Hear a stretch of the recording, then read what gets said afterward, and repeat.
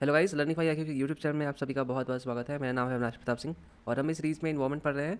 तो आज हम अपने चैप्टर 21 का लास्ट पार्ट देखेंगे। तो चलिए शुरू करते हैं। हमने लास्ट के लेक्चर में क्योटो प्रोटोकॉल देखा था। अब उसी के कुछ क्रिटिसिज्म को हम देख रहे हैं यहाँ पे। तो हमने क्योटो प्रोटोकॉल के अंदर देखा था जो हमारी एनेक्स 1 कंट्रीज़ थी वो किस तरीके से क्राइटेरिया फुलफिल कर सकती थी अपने जो टारगेट्स थे उनके एमिशंस के, या तो खुद एमिशन कट करें या तो किसी से अलाउंस ले ले कार्बन क्रेडिट के फॉर्म में, है ना। लेकिन जो प्रोविजंस दिए गए हैं कार्बन क्रेडिट और कार्बन ट्रेडिंग वाले, इनमें होता क्या है कि बेसिकली अगर सपोज कोई कंट्री है तो ये जो प्रोविजंस दिए गए हैं कार्बन क्रेडिट जैसे, इनमें प्रॉब्लम एक्चुअली है क्या कि it it allows certain countries to not focus on taking long term actions regarding their emissions. क्यों? क्योंकि शॉर्ट टर्म में तो उनकी नीड्स पूरी हो ही जा रही है। उनको अभी ऐसा लग रहा है कि अगर कार्बन ट्रेडिंग जैसे मैकेनिज्म अवेलेबल है मार्केट में तो हमें कोई बड़े स्टेप लेने की ज़रूरत नहीं है। हमें कभी ज़रूरत पड़ेगी तो हम खरीद लेंगे सर्टिफिकेट्स। तो ऐसी सारी कंट्रीज़ कोई बड़े एक्शन नहीं लेती हैं और उससे लॉन्ग टर्म में जो हम प्रोग्रेस कर सकते थे विथ रिगार्ड टू एमिशंस वो नहीं कर पाते।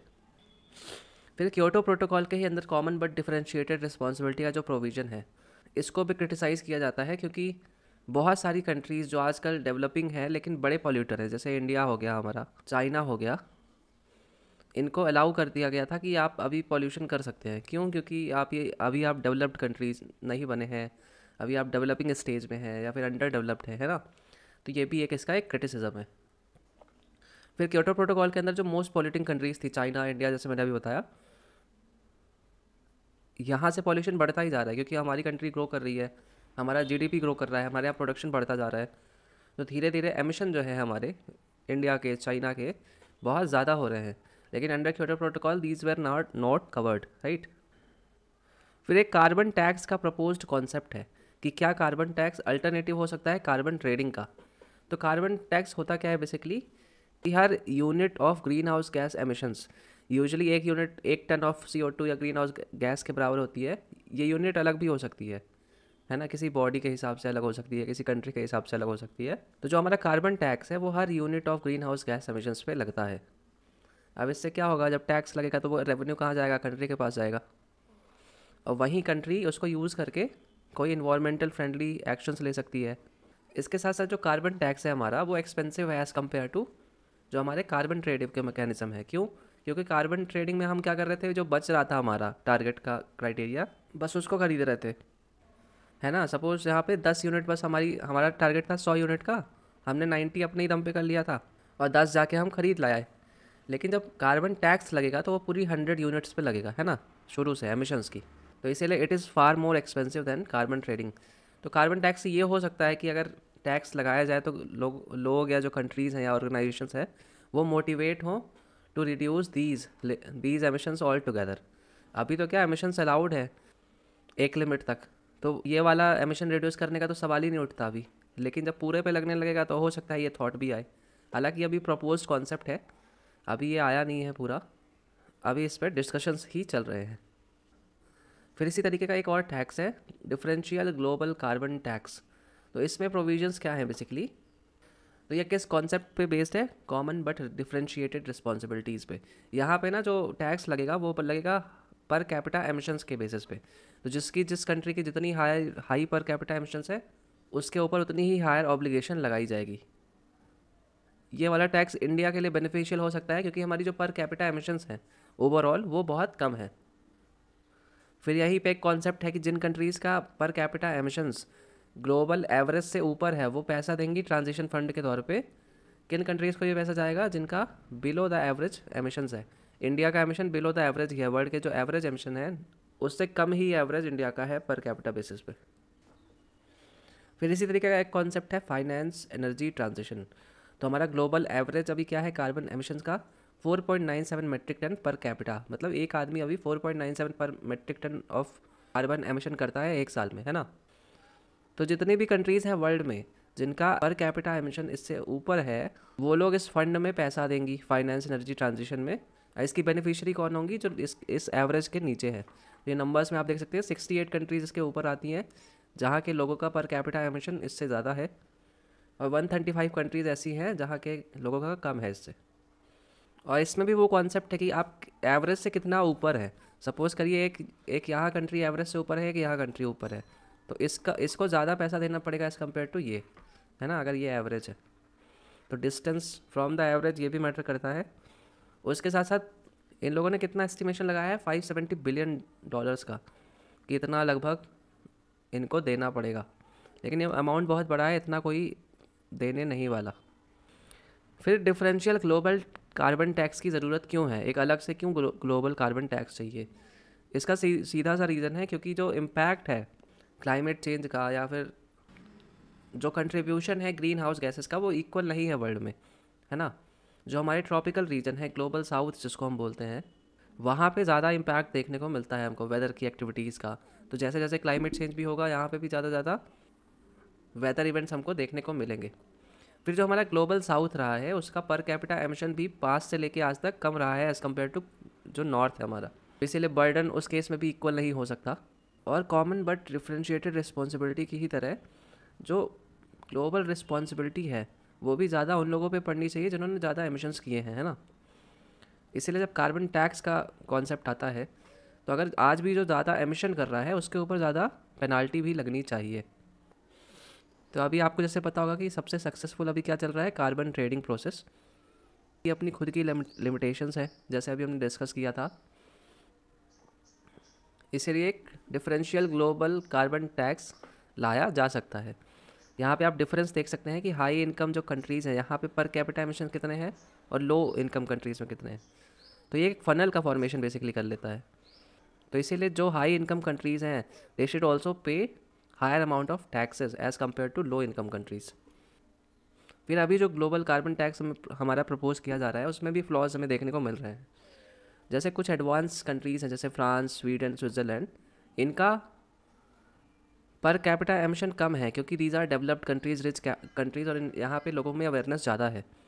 लेकिन अगर ऐसा कोई टैक्स आया जो पर कैपिटा एमिशंस के बेसिस पे कंपनसेशन देता है, तो उस केस में ये डेवलप्ड कंट्रीज़ को भी बेनिफिट करेगा।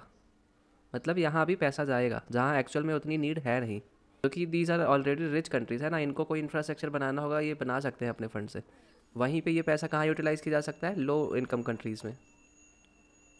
फिर टॉप पेयर कंट्रीज़ में कौन कौन से आएंगे आपके, यूएस आएगा, चाइना आ सकता है, और कंपनसेशन वाले में इंडिया आ सकता है, क्योंकि इंडिया की साइज़ बहुत ज़्यादा है और इसका per capita emission is 1.73 metric ton. तो ये सारे अभी डिस्कशंस हो रहे हैं, उतना कोई खास नहीं है, एक बार रीडिंग कर लीजिए और that will be more than enough.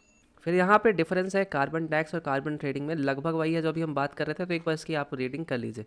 सो हमारी कंट्री में, इंडिया में, बेसिकली एक तरीके का कार्बन टैक्स ऑलरेडी चल रहा है। इसको इंट्रोड्यूस कब किया गया था, 2010 के और 11 के बजट में। इसका नाम क्या था, क्लीन एनर्जी सेस। तो पहले लगता था ₹50 पर टन, कोयला या तो इम्पोर्ट करिए या प्रोड्यूस करिए, है ना। फिर उसके बाद इसको बढ़ा दिया गया था ₹100 पर टन, लेकिन जीएसटी आने के बाद ये सेस अबॉलिश कर दिया गया था। उसके बाद अब क्या चल रहा है, जीएसटी कंपेंसेशन सेस ऑफ ₹400 पर टन। तो यहाँ से जो पैसा आता है वो कहाँ जाता है, नेशनल क्लीन एनर्जी फंड में। तो जो हमारा ये नेशनल क्लीन एनर्जी फंड है, ये बना कब था, जब ये शुरू में फ़ंड आया था, है ना, 2010-2011 में, ताकि जो सेस का पैसा है तब से ही इसी फंड में जा रहा है। अब इससे होता क्या है, इस फंड से पैसा निकाल के रिसर्च में लगाया जाता है, कोई प्रोजेक्ट इनोवेटिव है उस पर लगाया जाता है जो क्लीनर टेक्नोलॉजी से डील करते हैं। बहुत जगह फंडिंग दी जाती है, बहुत जगह ग्रांट प्रोवाइड की जाती है नई टेक्नोलॉजीज़ के तौर पे, और up to 40% of the total project cost भी ये लोग प्रोवाइड कर देते हैं अच्छे प्रोजेक्ट्स में। फिर असिस्टेंट लोन के तौर पे भी मिलती है, वाइबिलिटी गैप फंडिंग के तौर पे भी देती है। ये केस बाय केस डिफर करेगा। फिर एक खास बात क्या याद रखने वाली है इसके बारे में, कि एक नॉन लैप्सेबल फ़ंड है, मतलब साल के एंड में ख़त्म नहीं होता। बहुत सारे ऐसे फ़ंड होते हैं कि आप उसको यूज़ कर लीजिए एक साल के अंदर में, अदरवाइज़ नेक्स्ट साल वो लैप्स हो जाते हैं, मतलब यूज़ नहीं किया तो वापस वो पैसा गवर्नमेंट के बजट में चला जाएगा। लेकिन ये एक नॉन लैप्सेबल फ़ंड है, मतलब अगर पैसा यूज़ नहीं भी होता है तो वो पैसा इसी में रहेगा फर्दर यूज़ के लिए। फिर यूपीएससी 2023 का क्वेश्चन है, कंसीडर द फॉलोइंग स्टेटमेंट। पहली स्टेटमेंट है, carbon markets are likely to be one of the most widespread tools in fight against climate change. तो yes, carbon market transfer resources from private sector to state. तो ये भी correct है, क्योंकि जब आप कार्बन मार्केट में किसी टाइप का कार्बन सर्टिफिकेट खरीदेंगे, उस केस में आप पैसा देंगे और वो पैसा स्टेट यूज़ कर सकता है अपने आगे के प्रोजेक्ट्स के लिए। सो बेसिकली दोनों ही स्टेटमेंट अपने आप में सही हैं, लेकिन दोनों का एक दूसरे से लेना देना कोई नहीं है। तो इसीलिए यहाँ पे आंसर क्या होगा, ऑप्शन बी। फिर जो हमारा UNFCCC है, United nation framework convention on climate change, इसकी कितनी समिट हुई है पोस्ट क्योटो। तो आपको पता होगा क्योटो प्रोटोकॉल जो है हमारा 2005 से शुरू हुआ था, 2015 तक ऑलमोस्ट चला है ना। तो इस बीच में कौन कौन से मेजर हमारे जो समिट हुए हैं, कौन कौन से मेजर रिपोर्ट्स आई हैं, वो एक करके देख लेते हैं। तो पहली है COP11, जिसे हम CMP1 कहते हैं। यहाँ पे rule book of Kyoto protocol was adopted. ये कब हुआ था, 2005 में। फिर बाली इंडोनेशिया में 2007 में बाली रोड मैप अडॉप्ट किया गया था। फिर यहीं से बाली एक्शन प्लान भी आया था, लॉन्ग टर्म कोऑपरेटिव एक्शंस की भी बात की गई थी। इसके बाद 2008 में पोजनान पोलैंड में हुआ था COP14 हमारा। यहाँ पे अडाप्टेशन फंड लॉन्च किया गया था अंडर क्योटो प्रोटोकॉल। फिर 2009 में कोपेनहेगन में हुआ था डेनमार्क में COP15। तो यहाँ पे कोपेनहेगन अकॉर्ड साइन किया गया था। इसी कोपेनहेगन अकॉर्ड में एक खास बात लिखी थी कि जो मैक्सिमम ग्लोबल एवरेज टेम्परेचर्स है, ये 2 degree above pre industrial level नहीं बढ़ने चाहिए। आपको पता होगा अल्टीमेटली यही जाके पेरिस एग्रीमेंट का बेसिस काइंड ऑफ बना था या गोल बना था। तो उस हिसाब से ये भी इम्पोर्टेंट है। फिर कैंकुन मैक्सिको में 2010 में हुआ था। वहाँ पे जो पार्टीज़ थी उन्होंने एग्री किया था कि maximum temperature rise of 2 degree Celsius above pre industrial level नहीं बढ़ने देंगे, और इसको अचीव करने के लिए 1.5 डिग्री का टारगेट इन्होंने रखा था। फिर ग्रीन क्लाइमेट फंड की इस्टेब्लिशमेंट करी गई थी। तो ये सारे पॉइंट आपको देख लेना एक बार, कोई बहुत ज़्यादा इंपॉर्टेंट है नहीं अपने आप में, क्योंकि एक्सट्रीम लेवल पे डिटेल में जाके सारी चीज़ें याद हम रख भी नहीं सकते। तो जितना आपको इंपॉर्टेंट इनमें से पॉइंट कुछ लगते हैं एक दो, उनको ही याद रखें, उनकी ही सीक्वेंस बना के रख सकते हैं। अदरवाइज सब कुछ याद करने का कोई लॉजिक नहीं है। तो ग्रीन क्लाइमेट फंड क्या है हमारा, बेसिकली एक फाइनेंशियल मैकेनिज़्म है। ये करता क्या है, जो मनी है डेवलप्ड कंट्रीज से डेवलपिंग वर्ल्ड की तरफ रीडिस्ट्रीब्यूट करता है। फिर किससे रिलेटेड है ये भी याद रख लीजिए, UNFCCC से। फिर डरबन डेनमार्क में 2011 में हुआ था COP17। यहाँ पे second phase of Kyoto protocol was secured. Green climate fund का गवर्निंग इंस्ट्रूमेंट भी यहाँ अप्रूव किया गया था। तो यहाँ पे UPSC 2015 का क्वेश्चन देख सकते हैं, which of the following statement regarding green climate fund is are correct. It is intended to assist developing countries in adaptation and mitigation practices to counter climate change. Yes. It is found under aegis of UNEP, OECD, Asian Development Bank, World Bank। तो नहीं, it is related to UNFCCC, और उसके भी conference of parties में ये बना था अभी जैसे हमने देखा। तो इसका आंसर क्या होगा, 1 ओनली। फिर 2012 में दोहा कतर में COP18 हुआ था, इसकी भी रीडिंग कर लीजिएगा आप। फिर इसके बाद वॉर्सो 2013 में हुआ था। यहाँ पे इंटेंडेड नेशनली डिटरमाइंड कंट्रीब्यूशन का टर्म आया था, है ना। इसी के साथ साथ वॉर्सो मैकेनिज्म का भी कॉन्सेप्ट यहीं से आया था। वॉर्सो मैकेनिज्म हमने लास्ट के लेक्चर्स में देखा था। फिर इंटेंडेड नेशनली डिटरमाइंड कंट्रीब्यूशन क्या होते हैं, तो अभी जैसे हमने देखा वॉर्सो समिट में एक्चुअली इसका कॉन्सेप्ट बना था, और इसका ऑब्जेक्टिव सिंपली यही था कि जो कंट्रीज़ हैं अराउंड द वर्ल्ड, वो क्या क्या एक्शन अपने कंट्री के लेवल पे लेंगी, ताकि ये जो 2 डिग्री सेल्सियस वाला टारगेट है ये फुलफ़िल किया जा सके। मतलब इससे ऊपर हमें नहीं जाना है। और क्योंकि ये वॉलंटरी बेसिस पे थे और नेशनली डिटरमाइंड थे, तो दोनों ही केस में कंट्रीज़ के पास रिलैक्सेशन थी कि चाहे तो फॉलो करें ना करें। फिर लीमा पेरू 2014 में हुआ था COP20। यहाँ पे भी वही 2 डिग्री सेल्सियस वाली बात की गई थी, प्री इंडस्ट्रियल एरा। और कंट्रीज़ को बोला गया था कि 2015 से अपने इंटेंडेड नेशनली डिटरमाइंड कंट्रीब्यूशन को आपको फाइनल कर लेना है। तो इंडिया ने भी इसी तरीके से अपने ये फाइनल किए थे। इंडिया वाले इंपॉर्टेंट है, तो आप देख सकते हैं हमने क्या क्या टारगेट लिए थे। Reduce the emission and intensity of its GDP by 33 to 35% by 2030। कौन से लेवल से, 2005 के लेवल से। फिर achieve 40% of its total electricity capacity by renewables. Create additional carbon sink of 2.5 to 3 billion tons of CO2 through afforestation by 2030। तो ये आप तीनों याद रख सकते हैं, इससे हम कोट करके कहीं आंसर राइटिंग में यूज़ कर सकते हैं अपने टारगेट को। इन जनरल भी याद रहे तो बेटर है। फिर जो हमारे इंडिया के टारगेट्स हैं उनको अचीव करने के लिए कितने पैसे की ज़रूरत हमें पड़ेगी, तो लगभग $2.5 ट्रिलियन, तो बहुत बड़ा अमाउंट है, बिटवीन 2015 to 2030।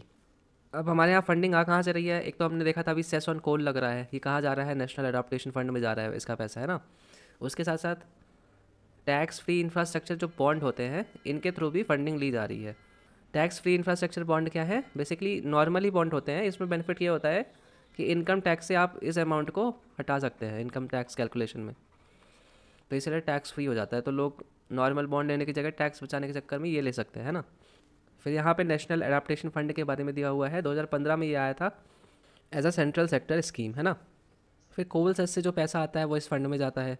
इसका ऑब्जेक्टिव क्या है, assisting the states and union territories that are particularly vulnerable to adverse effect on climate change, है ना। तो अगर कोई पुअर स्टेट है सपोज करिए, या यूनियन टेरिटरी है, उसको ट्रांजिशन करने में या फिर उसको कोई मेजर्स लेने में क्लाइमेट चेंज से बचने के लिए, उसमें हेल्प करने के लिए ये फंड बना हुआ है। इसके अंदर जो अडाप्टेशन प्रोजेक्ट्स हैं उसकी इम्प्लीमेंटेशन कौन देखता है, नबार्ड, है ना, national bank for agriculture and rural development. तो ये भी एक इम्पॉर्टेंट है, इसको आपको याद रखना है ध्यान से। फिर यहाँ डिफरेंस दिया हुआ है, जो नेशनल क्लीन एनर्जी फंड है हमारा, ये टेक्नोलॉजी पे फंड करता है, और नेशनल अडाप्टेशन फंड जो है ये अडाप्टेशन के मेजर्स को फंड करता है। फिर ये डेवलप्ड और डेवलपिंग का जो डिबेट है ये इंटरनेशनल लेवल पे भी आज भी चलता रहता है। यूएस और ईयू जैसी कंट्रीज़ हैं जिनको ज़्यादा पैसे देने पड़ रहे हैं, जिनको ज़्यादा स्ट्रिक्ट एक्शन लेने पड़ रहे हैं अपनी कंट्रीज़ में, बहुत बार बोलती हैं कि कंट्रीज़ लाइक इंडिया जो बड़ी हो चुकी हैं इकोनॉमी में, इनको हटा देना चाहिए डेवलपिंग के स्टेटस से। लेकिन ऑब्वियसली हम लोग के यहाँ से अपोजिशन जाएगा इस बात पे कि आप लोग तो डेवलप हो चुके हो, अब हमारी डेवलपमेंट में आप अलग अलग नियम को ट्वीक करके प्रोग्रेस हमारी स्लो करना चाहते हो। इसी डिबेट के चलते अब यूएस जैसी कंट्रीज़ हैं जो उसमें अब डिबेट चल रहे हैं कि जो पेरिस एग्रीमेंट्स हैं उनसे हट जाएं। तो चैप्टर 21 में यही रखा। Thank you for watching the video, like और सब्सक्राइब कर लीजिए ताकि जब नेक्स्ट वीडियो आए उसके नोटिफिकेशन आपको ईजिली मिल जाए। Thank you.